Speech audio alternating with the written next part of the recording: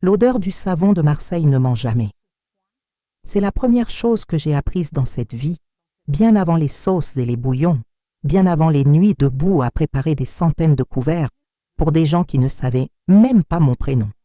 Ils savaient seulement que la nourriture chez Louisette était bonne, honnête, et qu'elle arrivait chaude. Ce matin-là, un mardi de novembre où le Mistral faisait claquer les volets de tout le quartier du Panier, je me tenais debout dans le couloir de ma propre maison, à 2 pas de la porte de ma propre cuisine, et je n'avais pas le droit d'entrer. La lumière du matin filtrait en biais par la fenêtre du palier, cette lumière de Marseille que je connais depuis 75 ans, et qui ne ressemble à aucune autre lumière au monde, dorée et tranchante à la fois, comme un couteau de chef bien affûté. Je restais là, les mains croisées sur le ventre, à écouter le bruit des casseroles qu'on déplaçait à l'intérieur, le bruit de mes casseroles qu'on déplaçait dans ma cuisine, et je pensais à une chose très simple. Ils croient avoir éteint le fourneau. Mais un fourneau comme moi, ça ne s'éteint pas. Ça attend. Et quand ça repart à pleine flamme. Je m'appelle Louisette Arnaud. J'ai 75 ans, et pendant 50 ans et quelques mois, j'ai nourri cette ville. Pas symboliquement, littéralement. J'ai ouvert mon restaurant en 1972, à l'angle de la rue du Panier et de la montée des Accoules, dans un local que tout le monde appelait le trou à rats et que j'ai transformé avec mes mains et le peu d'argent que mon mari Gérard m'avait laissé en mourant, en quelque chose que les gens du quartier aimaient comme on aime une maison de famille. Chez Louisette, c'était le nom. 3 mots sur une ardoise peinte à la main que j'avais accrochée moi-même avec un clou trop gros, et ce clou-là a tenu 30 ans avant que je le remplace. Le restaurant a tenu 50 ans. Il a fermé seulement quand moi j'ai décidé de le fermer, et pas un jour avant. Personne n'a décidé ça à ma place, pas encore. Gérard est mort en 1985. Il avait 49 ans, et un cœur qui ne voulait plus suivre le rythme d'une vie que nous menions à 100 à l'heure. J'avais 3 enfants. Bernard avait 14 ans. Thierry en avait 11. Et ma fille Corinne, la Benjamine, en avait 8. J'aurais pu fermer, j'aurais pu vendre, j'aurais pu aller frapper à la porte de ma belle-mère et demander de l'aide. Mais j'avais une recette, et cette recette était simple. Quand le fond de sauce est épais et sombre, on ne le jette pas. On le déglace, on le travaille, et il devient la meilleure partie du plat. J'ai déglacé ma vie avec ce qui me restait, et j'en ai fait quelque chose de bon. Pendant les années qui ont suivi la mort de Gérard, j'ai travaillé 14 heures par jour, 6 jours sur 7, et le 7e jour, je préparais la semaine suivante.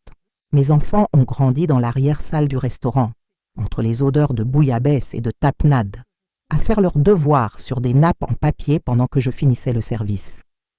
Ils n'ont jamais manqué de rien. Pas d'une paire de chaussures, pas d'une sortie scolaire, pas d'un repas chaud. Bernard est devenu ingénieur, ou du moins, il a fait des études qui ressemblaient à ça de loin, parce qu'en vrai, il n'a jamais vraiment travaillé comme il faudrait. Thierry a suivi une formation en comptabilité qu'il n'a jamais terminée, et depuis 20 ans, il fait des petits boulots qu'il présente toujours comme des projets en cours. Et Corinne, ma fille, ma cadette, celle que j'aimais avec une tendresse particulière, parce qu'elle avait les yeux de son père. Corinne s'est mariée tôt avec un homme qui ne valait pas grand-chose et qui est parti en laissant une ardoise de dettes que j'ai payée sans rien dire, parce que c'est ce que font les mères. Pendant toutes ces années, le restaurant a tourné. 60 couverts le midi, 75 le soir en saison. 4 employés fixes, 2 saisonniers l'été. Une carte qui changeait avec les saisons et les arrivages du marché des Capucins, parce que je n'ai jamais cru aux cuisines qui ne respectent pas ce que la terre donne au bon moment. J'ai refusé 3 fois des offres de rachat, une fois d'une chaîne parisienne qui voulait garder le nom et changer tout le reste, et 2 fois de particuliers qui pensaient qu'une vieille femme seule serait facile à convaincre avec de l'argent. Ils se trompaient. Un restaurant, ce n'est pas une marchandise. C'est une recette vivante, et moi seul, je connaissais tous les ingrédients. C'est Maître Bonneau qui m'a conseillé, il y a 22 ans, de faire quelque chose que personne dans ma famille ne savait, j'ai déposé mes recettes. Pas toutes. Les recettes courantes n'appartiennent à personne, mais les grandes, les créations qui portaient vraiment ma signature. La bouillabaisse, façon Louisette, avec sa rouille maison et ses croûtons frottés à l'ail nouveau. La tielle sétoise, revisitée que j'avais inventée en mêlant 2 traditions régionales. Le gratin d'anchois et de pommes de terre confites que tout le monde me copiait sans le dire. Ces recettes-là, Maître Bonneau les a fait enregistrer chez un notaire avec ma signature et la date. Elles m'appartiennent. Personne ne peut les utiliser commercialement sans mon accord. Mes enfants ne le savaient pas. Nadège, la femme de Bernard que je considérais avec une méfiance instinctive depuis le premier jour où elle avait regardé mon restaurant comme on regarde un bien qu'on convoite, ne le savait pas non plus. Maître Bonneau, lui, savait tout. Il sait tout depuis 22 ans et il attend. Un bon bouillon se prépare à l'avance et se garde à feu doux. Lui, c'était mon feu doux. Et il y avait autre chose que ma famille ne savait pas. Quand j'ai vendu le fonds de commerce du restaurant, il y a 3 ans, j'ai gardé pour moi un compte professionnel ouvert au nom de Louisette Arnaud, restauratrice. Un compte que j'avais toujours séparé de mes comptes personnels par habitude d'entrepreneuse et par méfiance naturelle envers tout ce qui ressemble à un panier unique. Ce compte, personne ne le connaissait. Il n'était pas dans les documents que Bernard avait consultés quand il avait insisté pour m'aider à gérer mes affaires après la vente. Il n'était pas dans les relevés que Nadège avait subtilement photographiés un soir où elle pensait que je ne la regardais pas. Ce compte avait un solde que je ne dirai pas ici, parce que certaines choses se révèlent au moment exact où elles doivent l'être, comme les épices qu'on ajoute en fin de cuisson pour que le parfum reste entier. Il me suffisait de savoir qu'il était là. Et dans la doublure de mon manteau de laine, le grand, le marron, celui que je portais au marché depuis 10 ans, il y avait un téléphone. Petit, ancien, acheté en liquide dans une boutique du boulevard National que personne dans ma famille ne fréquentait. Je l'avais chargé la veille. Il avait 2 numéros enregistrés. Maître Bonneau et Édouard. Mais je ne vous ai pas encore dit comment j'en suis arrivé là. Je ne vous ai pas encore dit ce qui s'est passé dans ma cuisine. Ma cuisine, pour qu'une femme comme moi, qui a tenu debout pendant 50 ans sans jamais plier, se retrouve dans ce couloir à écouter le bruit de ses propres casseroles, comme si elle était une étrangère dans sa propre maison. Alors restez avec moi, parce que cette histoire, je ne l'ai racontée à personne encore. Et si vous êtes là, si vous m'écoutez depuis votre salon ou votre cuisine ou n'importe où vous soyez en ce moment, si cette histoire vous touche, restez abonné à cette chaîne et laissez votre like parce que j'ai besoin que ce que j'ai vécu soit entendu par le plus grand nombre possible. Ce n'est pas de la vanité, c'est de la justice. Et la justice, ça se partage, comme un bon pain sorti du four. Ça ne nourrit vraiment que quand il y a du monde autour de la table. Tout a commencé à changer lentement, comme une sauce qu'on ne surveille pas et qui commence à attacher au fond sans qu'on s'en rende compte tout de suite. Après la vente du restaurant, Bernard avait proposé que j'aille vivre avec eux. Sa maison était grande, trop grande pour lui et Nadège qui n'avait pas d'enfant. Et il avait dit, avec ce sourire qu'il avait depuis l'enfance, quand il voulait quelque chose et qu'il l'habillait en cadeau, que ce serait bien pour tout le monde. J'aurais dû refuser. J'avais mon appartement rue de la République, vue sur le Vieux-Port, soleil le matin. J'aurais dû rester là, mais j'avais 72 ans à l'époque, et j'avais opéré du genou 2 mois avant, et il y avait dans la voix de Bernard quelque chose qui ressemblait à de la sincérité. J'ai cru ce que je voulais croire. C'est la seule erreur de jugement que je m'accorde dans cette histoire. Une seule, et je l'assume. Je suis arrivée avec mes valises, mes casseroles, ma collection de livres de cuisine et le tablier blanc que je portais depuis 30 ans, celui avec les initiales LA, brodées en bleu marine sur la bavette. Je me suis installée dans la chambre du fond qui donnait sur le jardin, et pendant les premiers mois, les choses allaient à peu près. Je cuisinais. C'est ce que je sais faire, c'est ce que j'aime faire. Et dans une grande maison, cuisiner pour les autres est une façon naturelle de gagner sa place. Je préparais le dîner 4 soirs sur 7, parfois 5, Le week-end, je faisais des plats qui demandaient du temps.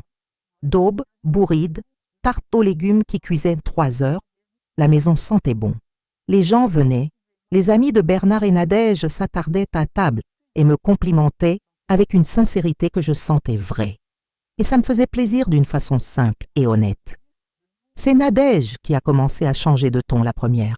Nadège avait 46 ans, un poste de responsable dans une agence immobilière du 8e arrondissement, une façon de sourire qui ne montait jamais jusqu'aux yeux et une phrase signature que j'ai apprise à reconnaître comme on reconnaît le bruit d'une casserole qui commence à brûler. « Je ne dis rien, moi, c'est vous qui décidez. » Elle disait ça à tout le monde, à Bernard quand il hésitait, à Thierry quand il suggérait quelque chose, à moi quand je proposais un menu pour le dimanche. « Je ne dis rien, moi, c'est vous qui décidez. » Mais elle décidait tout. Tout passait par elle, tout finissait par ressembler à ce qu'elle avait voulu dès le départ. Et les autres pensaient avoir décidé eux-mêmes. C'est un talent particulier. Je ne lui retire pas ça. Les premiers signes sont venus dans la cuisine. Un mardi matin, j'avais préparé une soupe de poisson pour le déjeuner. Poisson de roche, acheté au marché, fenouil frais, safran de la vraie bonne sorte qu'on trouve chez l'épicier arménien de la rue d'Aubagne. Nadège a regardé la casserole sur le feu, a pris une expression que je ne savais pas encore déchiffrer et a dit « C'est gentil, mais on fait attention au sel en ce moment. Et puis, vous savez, les poissons de roche, c'est chargé en métaux lourds.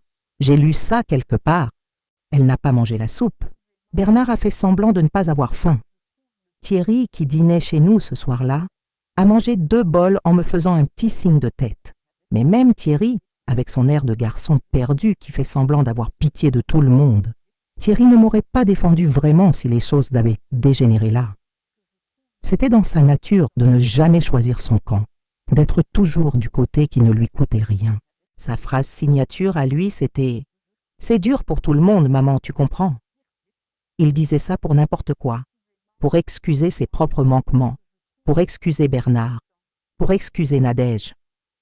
C'est dur pour tout le monde. Comme si la difficulté était une excuse universelle qui dispensait de tout effort. Les semaines ont passé. Les commentaires sur ma cuisine se sont faits plus fréquents et plus précis dans leur cruauté. Vous mettez trop d'huile, ce n'est pas très équilibré tout ça. On n'a plus faim à ces heures-là, maman.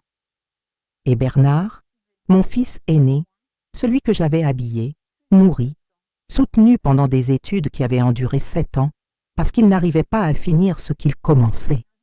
Bernard avec son air de meneur raisonnable et sa phrase signature « Soyons réalistes, maman, les sentiments ça ne paye pas les factures ». Bernard a commencé à me parler de l'organisation de la maison. Il voulait qu'on redéfinisse les rôles, que je profite de ma retraite, que je me repose. Ces mots dans sa bouche sonnaient comme des couvercles qu'on pose sur des casseroles pour étouffer ce qui bout à l'intérieur. Je ne voulais pas me reposer. J'avais 75 ans et j'étais en bonne santé. Mon genou avait guéri. Je dormais bien, je marchais bien, je pensais clair. Mais se reposer, dans le langage de Bernard et Nadège, voulait dire « arrête de prendre de la place, arrête d'être visible, arrête de compter ». Et puis un dimanche de novembre, j'ai compris exactement où tout ça menait. Ce matin-là, je me suis levé tôt comme d'habitude, avant 6 heures, parce que 50 ans à ouvrir un restaurant à 7 heures du matin, ça vous installe une horloge dans le corps qu'on ne peut plus débrancher. Je suis descendue au salon en pantoufles, j'ai pris mon châle sur le fauteuil et je me suis installée dans mon fauteuil habituel, près de la fenêtre qui donne sur la rue. Il faisait encore nuit. Le mistral avait soufflé toute la nuit et les platanes du jardin frémissaient encore. J'avais pris un roman policier que je lisais depuis 1 semaine par petits morceaux, mais je n'avais pas ouvert 10 pages que je me suis assoupie. Ou du moins, j'ai laissé mes yeux se fermer et ma respiration devenir régulière, parce que j'avais entendu des pas à l'étage et que quelque chose dans le rythme de ces pas me disait qu'il valait mieux ne pas être visible pour ce qui allait se passer ensuite. 30 ans à surveiller une salle de restaurant m'avaient appris à lire les pas comme d'autres lisent les visages. Ces pas-là étaient décidés, organisés. pas des pas de gens qui descendent prendre un café. Bernard est entré le premier dans la cuisine. Puis Nadège, puis Thierry, dont les pas traînaient toujours un peu, comme un ingrédient qu'on ajoute à contre-cœur parce qu'on ne peut pas faire la recette sans lui. Ils ont fermé la porte de la cuisine, mais pas complètement. Il restait un espace de 2 centimètres entre le battant et le cadre, et dans cet espace passèrent leurs voix avec une clarté que je n'aurais pas pu inventer. C'est Bernard qui a parlé en premier, et sa voix avait le ton de quelqu'un qui a préparé sa liste de courses et qui la lit posément. On ne peut pas continuer comme ça. Elle prend toute la cuisine. Elle cuisine pour des régiments. Ça sent partout. Nadège ne peut plus travailler chez elle tellement les odeurs montent. Et puis les gens qui viennent dîner, c'est embarrassant. Elle arrive au milieu des conversations, elle s'impose, elle raconte le restaurant à tout le monde comme si ça intéressait encore quelqu'un. Il y a eu un silence, puis la voix de Nadège, douce et précise comme un couteau affilé. Je ne dis rien, moi, c'est vous qui décidez. Mais si vous me demandez mon avis, et seulement si vous me le demandez, je pense qu'il faut être clair avec elle. Elle doit comprendre que cette cuisine, c'est notre cuisine maintenant, pas la sienne. Elle peut se faire un thé le matin, bien sûr. Mais les grandes cuissons, les plats du soir, ça doit s'arrêter. On n'est pas son restaurant, on n'est pas ses employés. Et franchement, à son âge, avec son genou. Elle n'a pas fini la phrase, elle n'en avait pas besoin. Thierry a toussé. C'est dur pour tout le monde, hein? Je veux dire, c'est maman. On ne peut pas lui dire ça comme ça. Et Bernard, immédiatement, on ne lui dit pas comme ça. On lui explique calmement. On lui explique que c'est pour son bien, qu'elle se fatigue trop, que le médecin a dit que... Le médecin n'a rien dit de tel, a coupé Thierry. Thierry. La voix de Bernard s'est durcie d'un ton. Soyons réalistes, les sentiments, ça ne paye pas les factures. Et ces factures à elle, c'est nous qui les payons maintenant. Donc on a notre mot à dire sur comment cette maison fonctionne. Ils ont parlé encore 20 minutes, puis 30, puis presque 3/4 d'heure, parce que quand les gens se croient seuls et libres de dire ce qu'ils pensent vraiment, ils ne s'arrêtent pas facilement. J'ai tout entendu. Nadège a parlé de ma façon de m'habiller. Elle sort encore avec ce manteau de laine qui date de 10 ans. C'est gênant quand on a des gens. Bernard a dit que mes amis du quartier qui venaient me prendre le café le jeudi matin envahissaient la maison et qu'il faudrait gentiment limiter ses visites. Thierry a tenté une objection molle. Quand même, ses amis, c'est tout ce qu'elle a. Et Bernard a répondu sèchement, « Elle a nous. » C'est suffisant. Cette phrase-là, je l'ai gardée aussi. « Elle a nous. » C'est suffisant. Comme si être réduite à ses enfants était une richesse. Comme si 50 ans d'une vie construite de ses propres mains pouvaient se résumer à 3 personnes qui décidaient maintenant combien d'espace vous aviez le droit d'occuper dans votre propre maison. 20 minutes pendant lesquelles j'ai écouté mes 3 enfants décider de ma place dans ma propre vie, comme s'ils répartissaient les rôles d'une cuisine professionnelle dont ils auraient pris la direction sans que personne les y autorise. Nadège a soulevé la question du tablier qui traîne toujours sur le plan de travail. Elle a dit, et ces mots, je les ai gravés quelque part, dans la partie de moi qui ne pardonne jamais. Ce tablier-là, il devrait être accroché derrière la porte, comme un souvenir, comme un tableau. Elle a eu sa vie, elle a eu son restaurant, c'est très bien. Maintenant, c'est notre tour. Bernard a approuvé. Thierry n'a rien dit, ce qui revenait au même. Ils ont décidé d'installer un verrou à code sur la cuisine. Ils avaient déjà commandé le modèle. Nadège avait le numéro de commande sur son téléphone. Ils avaient planifié d'annoncer la chose ce soir-là, au dîner, avec tact et fermeté. Et si je protestais, Bernard avait prévu la suite. Il avait contacté une maison de retraite à Aix-en-Provence, à 90 km de Marseille, spécialisée dans l'accueil des personnes âgées dépendantes. Il avait même le nom, il l'a dit à voix haute comme s'il lisait une adresse postale. Les jardins de la Crao. Il avait déjà la brochure. Je suis restée dans mon fauteuil sans bouger, les yeux mi-clos, le châle sur les épaules, et j'ai pensé à la façon dont on prépare un fond de veau. Ça prend des heures. On ne peut pas précipiter. On laisse les os rôtir jusqu'à ce qu'ils soient brun doré, mais pas brûlés. On les déglace, on les couvre d'eau froide. On écume patiemment, on laisse mijoter. Et à la fin, on a quelque chose de concentré, de puissant, que rien ne peut imiter avec des raccourcis. J'avais le fond de veau. J'avais juste besoin du bon moment pour le sortir. Le soir de cette même journée, le dîner s'est déroulé exactement comme Bernard l'avait planifié, avec toute la précision de quelqu'un qui confond la dureté avec la réalité. Ils avaient commandé une pizza, ce qui en soi était déjà un message. On n'avait pas besoin de moi pour manger. La boîte était posée ouverte au centre de la table. Et personne n'avait mis de vraies assiettes, juste des serviettes en papier. Ces serviettes jetables en papier gris qu'on utilise dans les fast-foods et que je ne tolérerais jamais à ma propre table si j'avais encore accès à mon propre tiroir à linge. Il y avait quelque chose de calculé dans ce détail-là. Un repas sans assiette vraie, c'est un repas qu'on ne veut pas partager vraiment. C'est une bouffe fonctionnelle qui dit à celui qui la reçoit « Tu es là pour être nourri, pas pour être accueilli. » Je me suis assise à ma place habituelle, au bout de la table près de la fenêtre.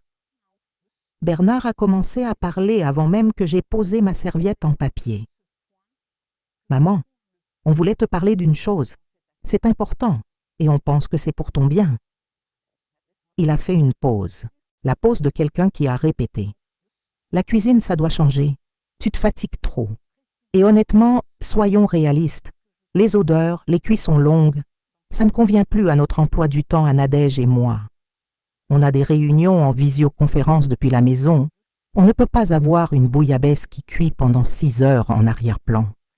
Et puis, honnêtement, à ton âge, les cuissons longues debout, c'est risqué. Le médecin te l'a dit lui-même. Le médecin ne m'avait rien dit de tel. Mon médecin, le docteur Fassi du cabinet de la rue de la Palude, m'avait dit au dernier contrôle que j'étais en excellente forme pour mon âge et que je pouvais continuer à marcher, cuisiner et mener ma vie normalement. Mais Bernard le savait, lui aussi. Il avait simplement décidé que les faits pouvaient être pliés à sa convenance. Comme une pâte molle qu'on façonne selon le moule qu'on a choisi, il a souri. Un sourire qui se voulait raisonnable et qui était froid comme un plan de travail en marbre en janvier. Donc, on a installé un verrou sur la cuisine. Le code, c'est nous qui l'avons. Tu pourras prendre ton petit déjeuner le matin. On te laisse accès jusqu'à 9 heures. Et pour le reste, Nadège ou moi, on préparera les repas, ou on commandera. On s'organise. Nadège a ajouté avec ce sourire qui ne montait jamais jusqu'aux yeux. C'est vraiment pour vous, Louisette. Vous vous êtes assez dépensée dans votre vie. Vous avez eu votre restaurant, vous avez fait votre temps. Maintenant, c'est à nous de prendre soin de vous. Et Thierry a dit, en regardant quelque part entre la boîte de pizza et la fenêtre, avec cet air d'homme qui se noie doucement depuis 20 ans. C'est dur pour tout le monde, maman, tu comprends. Il avait du fromage filant sur le menton et ne s'en rendait pas compte. Et j'ai pensé que c'était à l'image de tout. Il ne se rendait jamais compte, Thierry, de ce qui lui collait au visage. Je n'ai rien dit immédiatement. J'ai regardé le tablier accroché derrière la porte. Mon tablier, celui avec L&A brodé en bleu marine, accroché là comme une décoration, comme un souvenir encadré, comme quelque chose de mort. Et j'ai pensé à ce qu'on fait quand on rate un plat. On ne pleure pas dessus. On éteint le feu, on sort ce qu'on a besoin de sortir et on recommence depuis le début avec plus de méthode. J'ai mangé ma part de pizza sans rien dire. J'ai souri poliment quand Nadège a parlé de ses projets de rénovation de la cuisine, nouvelle crédence, nouvel éclairage, plan de travail en quartz blanc. J'ai hoché la tête quand Bernard a expliqué que, pour la suite, si jamais ma santé évoluait, ils avaient regardé des options. Et quand Thierry a murmuré, les yeux dans son verre, il y a une très belle maison, à Aix, paraît-il. J'ai répondu très doucement, avec la voix de quelqu'un qui n'est pas encore prête, mais qui sait exactement ce qu'elle va faire. C'est gentil d'y avoir pensé.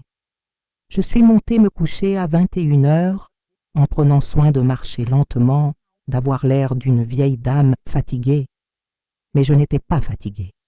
Je réfléchissais, et dans la poche intérieure de mon manteau de laine, accroché derrière la porte de ma chambre, il y avait un téléphone qui attendait d'être utilisé. J'ai appelé Maître Bonneau à 7 heures le lendemain matin, depuis les toilettes du couloir, avec le robinet ouvert pour couvrir le son de ma voix. Il a répondu à la première sonnerie, ce qui m'a dit qu'il était déjà au bureau ou qu'il dormait avec son téléphone professionnel à portée de main, les deux étant également plausibles pour un homme comme lui. Maître Bonneau avait 60 ans, des lunettes rondes, une façon de parler qui allait toujours directement au fin, et il me traitait depuis 22 ans avec le respect qu'on réserve aux personnes dont on sait qu'elles sont plus intelligentes que leur entourage ne le pense. Louisette. Sa voix était posée. J'attendais votre appel depuis un moment. Je lui ai dit ce qui s'était passé. La cuisine, le verrou, le tablier, les jardins de la Crau. Il a écouté sans m'interrompre, et quand j'ai fini, il a fait un bruit bref, presque inaudible, qui chez lui tenait lieu d'indignation contrôlée. Bien, voilà ce qu'on va faire. Il m'a expliqué en termes simples et précis ce que lui avait préparé depuis plusieurs mois à ma demande discrète, pour le cas où les choses iraient dans cette direction. Parce que je l'avais appelé, voyez-vous, 6 mois auparavant. 6 mois avant le dimanche du verrou, j'avais senti que quelque chose se préparait. Les cuisines, ça s'apprend. Et quand vous avez tenu une cuisine pendant 50 ans, vous savez reconnaître le moment où la température commence à monter trop vite et où il faut sortir les protège-mains avant de toucher quoi que ce soit. J'avais donné à Maître Bonneau des instructions précises. La procuration générale que Bernard m'avait fait signer 2 ans plus tôt, soi-disant pour m'aider à gérer les papiers, cette procuration allait être révoquée. Le compte bancaire joint que j'avais eu la faiblesse d'ouvrir avec Bernard pour simplifier les dépenses courantes, ce compte allait être séparé immédiatement. Et mon testament, qui dans sa version actuelle distribuait le patrimoine en parts égales entre les 3 enfants, ce testament allait être réécrit. Maître Bonneau a tout arrangé en 48 heures. 48 heures pendant lesquelles j'ai continué à me comporter comme une vieille dame qui a accepté sa situation. Je prenais mon thé le matin dans la fenêtre de temps autorisé. Je lisais mon roman policier dans le salon. Je regardais la télévision avec le volume un peu trop fort, comme les vieilles dames sont censées le faire. Bernard et Nadège se déplaçaient dans la maison avec l'aisance de gens qui ont réglé un problème et qui ont passé à autre chose. Le verrou à code cliquait chaque soir quand Nadège fermait la cuisine. Mon tablier restait accroché derrière la porte. Et moi, chaque soir, je montais dans ma chambre, je sortais le petit téléphone de la doublure du manteau et je lisais les messages de Maître Bonneau qui me tenait informé de l'avancement de chaque démarche avec la précision d'un chef de cuisine qui envoie les plats dans l'ordre exact. Le premier jour, il m'a envoyé un message qui disait « Révocation procuration déposée, effective sous 24 heures ». Le deuxième jour, « Séparation compte joint effectué, solde transféré. Votre compte professionnel reste intact et inconnu. » Il avait aussi, à ma demande formulée 6 mois plus tôt dans un courrier recommandé dont personne dans ma famille n'avait su l'existence, fait bloquer 2 cartes bancaires qui avaient été émises sur mon compte joint, des cartes que Bernard et Nadège utilisaient pour des dépenses que je n'avais jamais autorisées explicitement, mais sur lesquelles je n'avais jamais dit non parce que j'essayais de maintenir une paix qui ne méritait pas ce que je lui sacrifiais. Ces cartes-là allaient cesser de fonctionner le lendemain matin à 0 heure. Maître Bonneau avait vérifié les délais bancaires avec la minutie d'un pâtissier qui pèse ses ingrédients à 10 grammes près. Je n'ai pas assisté au moment précis où Bernard a tenté d'utiliser sa carte pour régler l'addition d'un dîner de travail dans un restaurant du 2e arrondissement. C'est Thierry qui me l'a raconté plusieurs semaines plus tard, avec une gêne visible sur le visage. La carte avait été refusée 2 fois. Le serveur avait apporté le terminal une 2e fois, avec la délicatesse professionnelle d'un homme habitué à ces situations. Et la 2e tentative avait produit le même bip discret et définitif. Bernard avait payé en liquide, il avait juste assez, mais l'addition incluait le vin, et il avait dû demander à ses 2 collègues de compléter, ce qui était une humiliation publique mesurable en euros et en regard de table. Nadège avait vécu une scène similaire à la pompe à essence de la station Total du boulevard Michelet, où elle faisait le plein de sa Citroën C5 chaque vendredi matin. Refus de carte, file derrière elle, coup de téléphone dans sa voiture, les mains qui tremblaient. Maître Bonneau m'avait préparé un document de 2 pages résumant les procédures engagées avec les références notariales et les numéros d'enregistrement au greffe. Je l'ai lu 2 fois, debout dans ma chambre, avec le petit téléphone tenu à 2 mains, comme une vieille dame qui ne veut pas le faire tomber. Puis je l'ai rangé dans la doublure du manteau, à côté du téléphone. Le 3e soir, il m'a envoyé un message qui disait simplement « Tout est prêt, quand vous voulez ». Le 4e matin, j'ai reçu un autre message, pas de Maître Bonneau, d'Édouard. Édouard Castel avait 53 ans et 2 étoiles au guide Michelin. Et il me les devait entièrement, même s'il était trop bien élevé pour le dire de cette façon. Il était entré dans ma cuisine en 1990, à 19 ans, avec des mains maladroites, une passion absolue pour la cuisine et 0 argent pour payer une formation. Il avait frappé à ma porte un matin de mars, littéralement frappé à la porte du restaurant avant l'ouverture. Et il avait dit, avec cette honnêteté directe que j'ai toujours aimée chez les gens qui n'ont rien à perdre, « Madame Arnaud, je veux apprendre à cuisiner vraiment, pas dans une école, ici. Je travaillerai sans salaire si vous voulez, je ferai tout ce que vous me demandez, mais laissez-moi rester. » Je l'avais regardé, 19 ans, les cheveux en bataille, les yeux avec ce feu dedans que j'avais reconnu parce que c'était le même feu que j'avais eu moi-même à cet âge. Je lui avais dit « Tu commences lundi et tu seras payé. Pas beaucoup, mais payé, parce que le travail mérite un salaire. » Il était resté 3 ans. 3 ans à apprendre chaque préparation, chaque technique, chaque façon de respecter un produit. Et quand il était parti pour faire sa propre route, il m'avait dit « Je n'oublierai jamais ». Il n'avait pas oublié. Son message disait « Louisette, j'ai quelque chose d'important à vous proposer. Je serai à Marseille jeudi. Est-ce que je peux passer vous voir? J'ai une caméra et un contrat. » Je n'ai pas hésité une seconde. J'ai répondu « Jeudi, midi, sonne à la porte principale. Je vais vous dire quelque chose, et je voudrais que vous l'entendiez bien.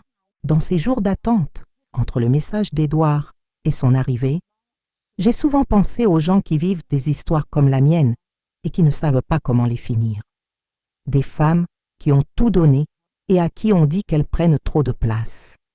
Des mères que leurs enfants traitent comme des meubles trop encombrants. J'y pensais depuis ma fenêtre le matin, en regardant les toits du panier rougir dans le soleil levant de Marseille.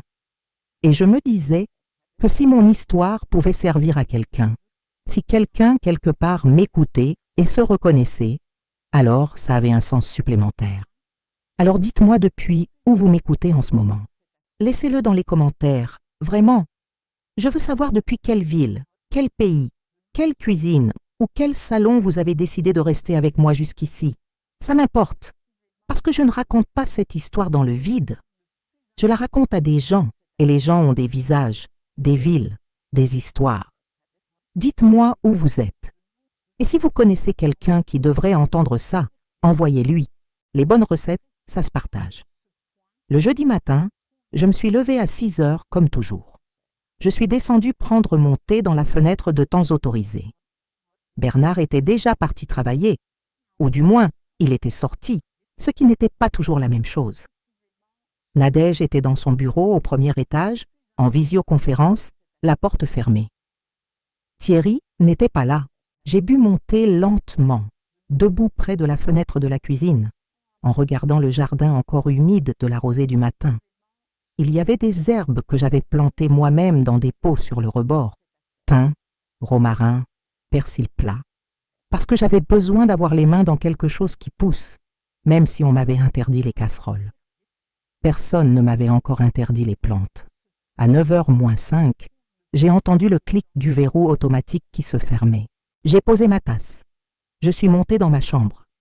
J'ai sorti le grand manteau de laine du placard, je l'ai enfilé et j'ai vérifié que le téléphone était bien dans la doublure.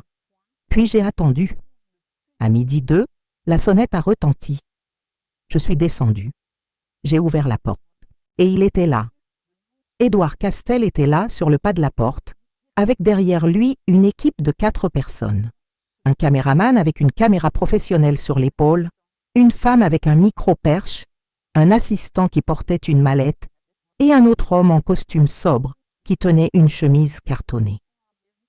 Édouard, lui, portait sa veste de chef, pas en cuisine, mais sa veste propre, blanche, avec son nom brodé sur la poitrine.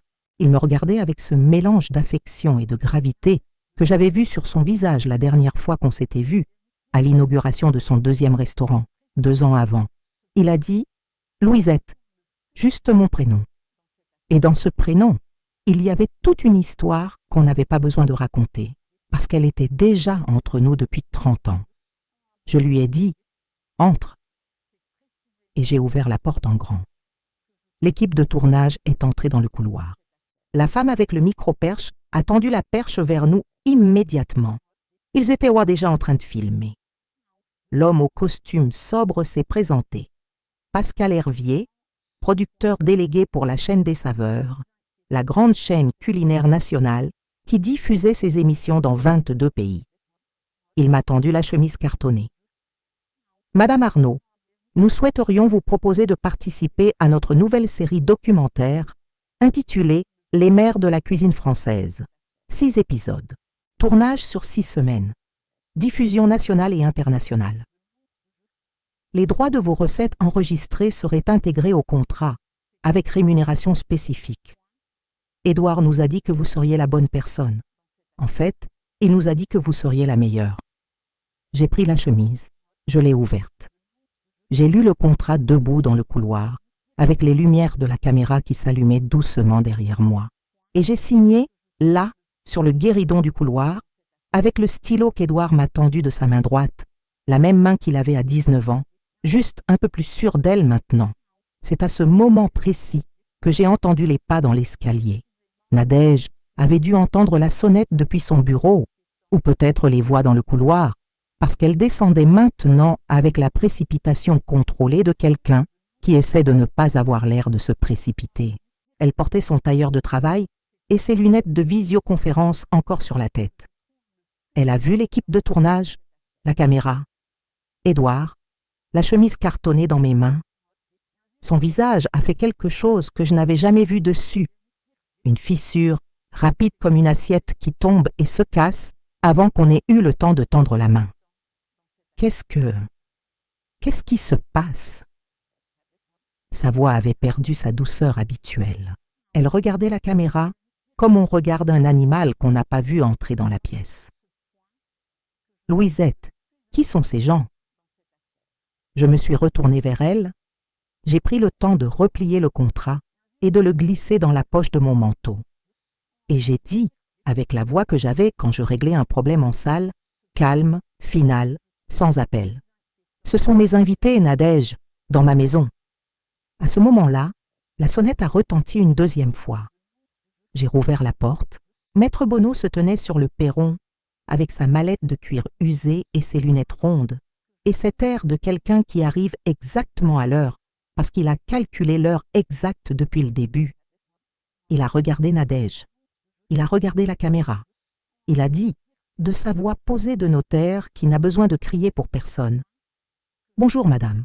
Je suis Maître Bonneau, conseil de madame Louisette Arnaud.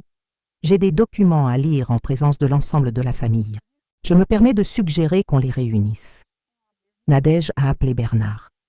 Sa voix au téléphone avait une tension que j'entendais depuis le salon où je m'étais installée avec Édouard et l'équipe de tournage. La caméra filmait doucement, discrètement. Le caméraman avait l'habitude des situations de famille, visiblement, parce qu'il se déplaçait sans bruit et sans gêner. Bernard est arrivé 22 minutes plus tard, ce qui voulait dire qu'il était probablement dans le quartier et pas au travail, comme il le prétendait généralement. Il est entré en voyant les caméras et son visage a fait la même chose que celui de Nadège, cette fissure rapide. Thierry est arrivé 40 minutes après, dans son blouson de cuir usé, l'air de quelqu'un qu'on a tiré du canapé d'un ami. Il a vu la caméra, il a regardé Maître Bonneau, il a regardé Édouard et il a dit, avec son intonation habituelle de garçon dépassé par les événements, « C'est quoi ce bordel ?» Personne n'a répondu. Nous étions tous assis dans le salon. La caméra filmait. Maître Bonneau a ouvert sa mallette et il a commencé à lire. Il a commencé par la révocation de procuration. La procuration générale établie le 17 mars 2022 au bénéfice de M. Bernard Arnault est révoquée avec effet immédiat. M. Arnault n'a plus autorité pour agir au nom de Mme Louisette Arnault dans quelque domaine que ce soit, y compris bancaire, immobilier et administratif. Bernard a ouvert la bouche. Maître Bonneau a levé une main, doucement, et a continué. Le compte bancaire, joint ouvert à la Banque populaire Méditerranée, au nom de Mme Arnault et M. Bernard Arnault, a été séparé à la date du lundi 11 novembre. Les fonds appartenant à Mme Arnault ont été transférés sur son compte personnel exclusif.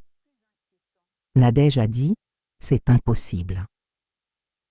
Maître Bonneau a posé une copie du document devant elle, avec la politesse exacte et légèrement froide d'un maître d'hôtel qui pose un plat devant un convive difficile.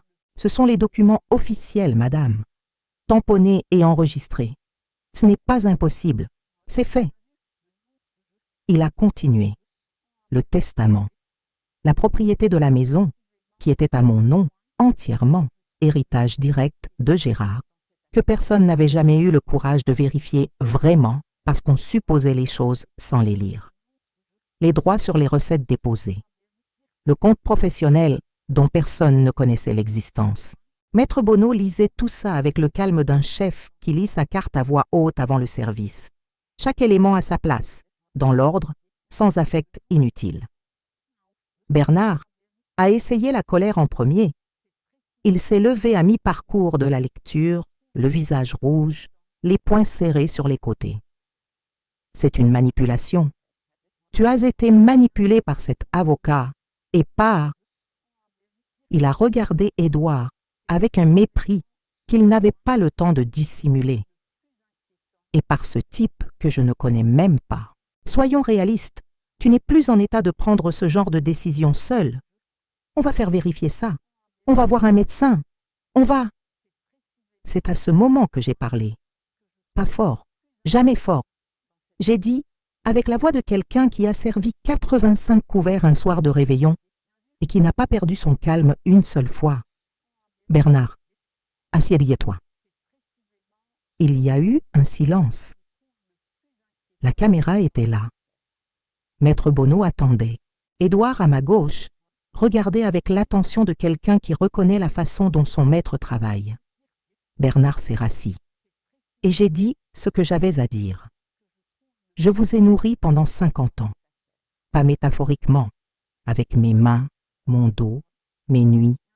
J'ai payé vos études, j'ai remboursé vos dettes, j'ai tenu debout quand votre père est mort et que j'avais 3 enfants et un restaurant et rien d'autre. Et vous m'avez accroché mon tablier derrière une porte comme on accroche un torchon qu'on ne veut plus utiliser. Ce tablier-là, j'ai regardé Nadège, il va décrocher de votre porte ce soir. Pas parce que c'est un souvenir, parce que j'en ai encore besoin. Nadège a tenté la manipulation émotionnelle ensuite, ce qui était prévisible.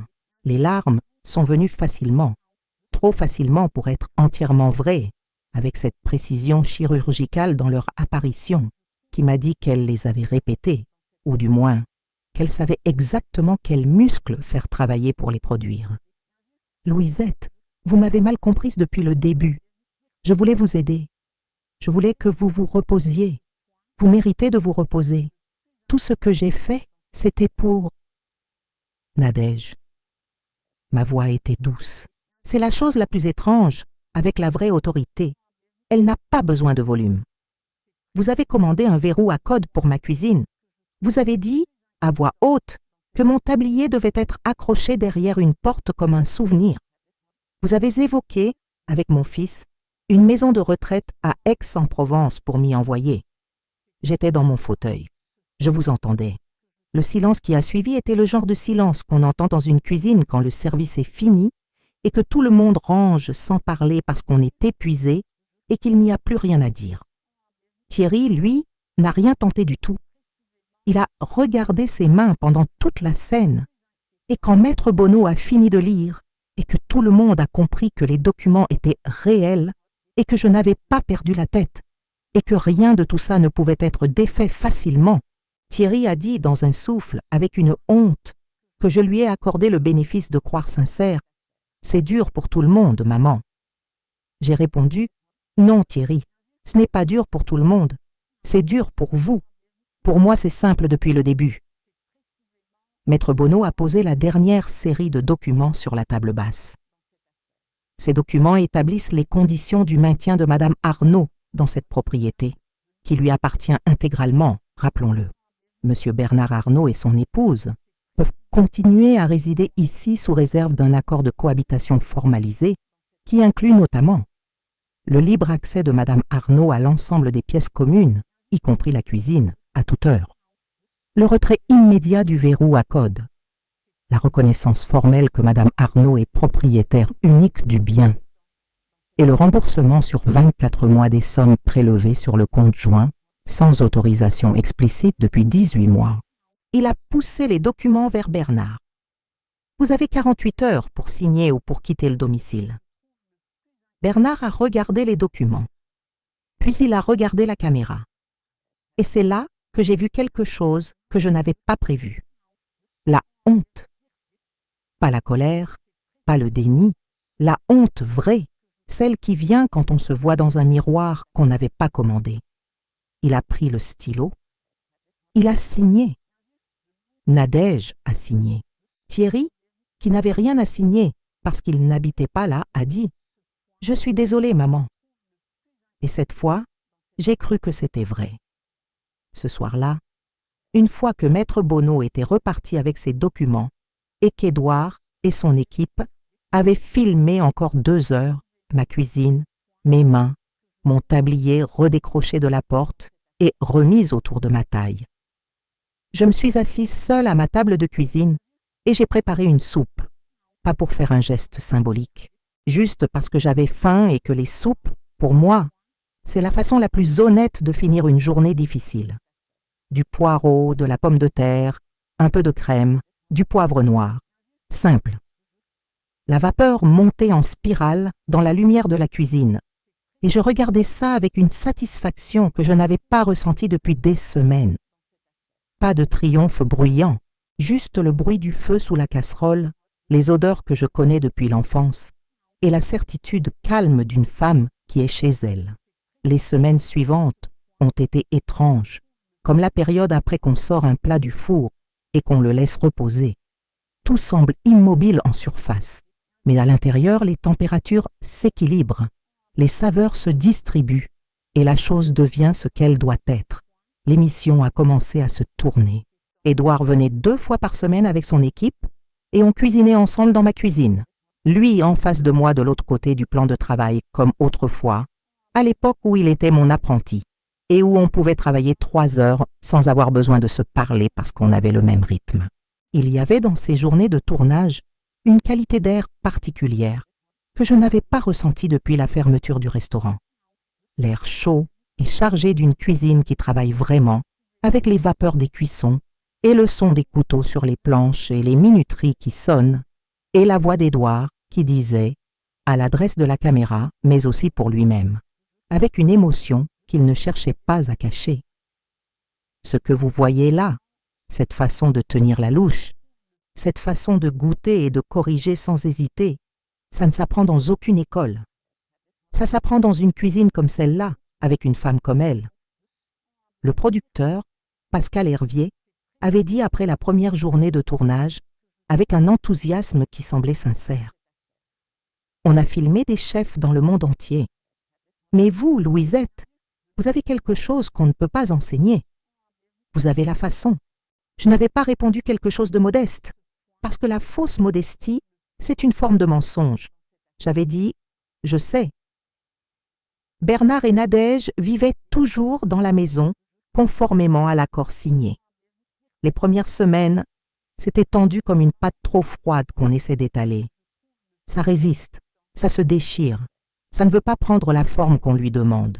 Nadège avait repris son poste dans son agence immobilière du 8e arrondissement avec un zèle qu'elle n'avait peut-être pas eu auparavant, parce que la nécessité est un excellent aiguillon. Elle partait à 8h moins le quart chaque matin, le sac sur l'épaule, sans faire de commentaires sur le petit déjeuner que je préparais pour moi dans ma propre cuisine déverrouillée. Elle rentrait tard et mangeait ce qu'il restait sur la gazinière, avec une économie de gestes qui ressemblait à de la honte domestiquée. Ce n'était peut-être pas de la honte, c'était peut-être seulement de l'épuisement. Je ne cherchais plus à distinguer les deux avec elle. Bernard avait cherché et trouvé un vrai emploi, pas un projet, pas un truc en cours, pas un partenariat potentiel, comme il en inventait depuis 20 ans, un emploi. Dans un cabinet d'expertise technique du 3e arrondissement, 37 heures par semaine, badgé et chef de service qui l'attendait à 9 heures précises. Il rentrait à 19 heures avec des cernes et une façon de poser sa veste sur la chaise qui était nouvelle, la façon de quelqu'un qui est réellement fatigué, pas la fatigue performative des gens qui veulent qu'on les remarque. Il mangeait ce que je cuisinais sans faire de commentaires, ce qui dans sa bouche était équivalent à des compliments élaborés. Il y avait dans ses mains, depuis quelques semaines, une raideur légère, pas des ampoules, pas encore, mais la rigidité d'un corps qui apprend que le travail a une texture physique et que cette texture s'installe dans les articulations. Je regardais ses mains pendant le dîner parfois, sans qu'il s'en rende compte, et je pensais à ses mains à 14 ans, quand il m'aidait à décharger les cajots de légumes le samedi matin, au restaurant avant l'arrivée des clients. Ces mains-là avaient tous su travailler, une fois. Elles apprenaient à s'en souvenir. 6 mois après le jour de la sonnette, j'ai réuni mes 3 enfants un dimanche midi. Parce que le dimanche midi, c'est le repas qui compte. C'est comme ça que j'ai été élevée et comme ça que j'ai élevé les miens. J'avais cuisiné. Pas pour les punir et pas pour les récompenser, juste parce que c'est ce que je sais faire et que la nourriture, à table, nivelle les choses d'une façon que les mots ne font pas toujours. J'avais fait une daube, 6 heures de cuisson, du vin rouge du Var, des carottes, des olives noires, du thym et du laurier. Le genre de plat qui demande de ne pas se presser, qui demande de faire confiance au temps. Ils étaient là, tous les 3. Bernard avec ses cernes et sa raideur nouvelle. Nadège avec quelque chose de différent dans les yeux, pas de la douceur, pas encore, mais une vigilance moins agressive, comme une sauce qu'on a arrêté de réduire au moment où il fallait. Et Thierry, qui avait commencé à faire du bénévolat dans une association d'aide alimentaire, je ne lui avais pas demandé, il l'avait proposé lui-même, avec cette maladresse sincère, qui était peut-être la chose la plus vraie chez lui. J'ai servi la daube. On a mangé en silence d'abord, puis les mots sont revenus petit à petit, comme la chaleur revient dans une salle qu'on a laissé refroidir. Bernard a dit, sans lever les yeux de son assiette, « C'est bon ». Ce n'était pas une excuse, ce n'était pas une déclaration, c'était juste la vérité dite à voix haute, et parfois, c'est par là que les choses recommencent. La Fondation Tablier a été officiellement créée 4 mois plus tard. Maître Bonneau avait préparé les statuts. L'adresse de la Fondation, c'est une école de cuisine installée dans un local de la rue du Panier, à 200 mètres de l'endroit exact où j'avais ouvert mon restaurant en 1972. Elle accueille chaque année 20 jeunes en situation de précarité, entre 16 et 25 ans, qui apprennent les bases de la cuisine professionnelle gratuitement sur 6 mois, avec un soutien à l'insertion à la fin du programme. Les fonds viennent des droits de l'émission avec Édouard, qui a été diffusée dans 19 pays et dont la 2e saison est en préparation, et d'un livre de recettes publié au printemps qui s'appelle simplement Chez Louisette, avec sur la couverture une photo de mes mains en train de tenir un plat. Pas mon visage, mes mains. Parce que c'est mes mains qui ont fait le travail, et ce sont elles qui méritent d'être sur la couverture. Thierry donne 3 heures de son temps chaque samedi à la Fondation, à faire la plonge et à aider aux livraisons. Ce n'est pas grand-chose, mais c'est réel. et le réel vaut toujours mieux que le grand geste. Bernard a proposé ses compétences techniques pour la rénovation du local. Une offre que j'ai acceptée avec la réserve d'une restauratrice qui sait que la sauce qu'on n'a pas encore goûtée peut encore être ratée, mais qu'il faut bien la mettre sur le feu à un moment. Nadège n'est pas impliquée dans la fondation et je ne le lui ai pas demandé. Il y a des limites à ce qu'une recette peut absorber comme ingrédient nouveau sans perdre son goût d'origine. Mon tablier est encadré dans l'entrée de l'école, pas comme un souvenir, comme un symbole de quelque chose qui continue. Il y a une petite plaque en dessous que Maître Bonneau a proposée et qu'Édouard a payée qui dit « Louisette Arnaud, restauratrice, à ceux qui cuisinent pour les autres et qui méritent de prendre leur place à table. » Le lundi de chaque semaine, quand j'arrive à l'école pour donner mes cours, je passe devant ce cadre. Je ne m'arrête pas longtemps. Il n'y a pas besoin de s'arrêter longtemps devant ce qui est à soi. Un regard suffit. Et je continue vers la cuisine, où les jeunes m'attendent avec leur tablier neuf et leurs mains qui ne savent pas encore tenir un couteau. Et je leur dis ce que Gérard m'avait dit un jour en regardant le restaurant qu'on venait d'ouvrir ensemble. Une cuisine, ça ne commence à vraiment exister que quand quelqu'un y met sa chaleur. Alors mettez-y la vôtre, sans compter. Si vous êtes arrivé jusqu'ici, jusqu'à cette dernière page de mon histoire, je veux que vous sachiez quelque chose. Je n'ai pas raconté tout ça pour qu'on me plaigne. Je n'ai jamais demandé qu'on me plaigne, ni à mes enfants, ni à mes clients, ni à Édouard, ni à vous. J'ai raconté ça parce que les histoires qui finissent au bout méritent d'être entendues debout, et parce que peut-être quelque part, il y a une Louisette qui n'a pas encore trouvé son téléphone dans la doublure de son manteau, qui n'a pas encore appelé son maître Bonneau, qui ne sait pas encore qu'elle a des ressources que personne n'a vérifiées. À cette Louisette-là, je dis, cherche bien. Les fonds de casserole qu'on croit vides ont souvent quelque chose au fond. Il faut juste se baisser et regarder. Abonnez-vous à cette chaîne si vous voulez rester avec moi. Il y a d'autres histoires comme la mienne, des femmes qui ont tenu debout et qui méritent qu'on les écoute. Restez. On a encore beaucoup de choses à mettre sur le feu ensemble. Et moi, ce soir, je cuisine. Pas parce qu'on me l'a permis, parce que c'est ce que je fais depuis 50 ans et que personne, jamais, n'a le dernier mot sur un fourneau qui n'a pas demandé à s'éteindre.